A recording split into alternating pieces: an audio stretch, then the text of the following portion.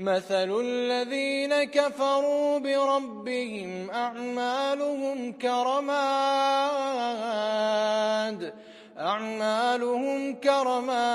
اشتدت به الريح في يوم عاصف لا يقدرون مما كسبوا على شيء ذلك هو الضلال البعيد.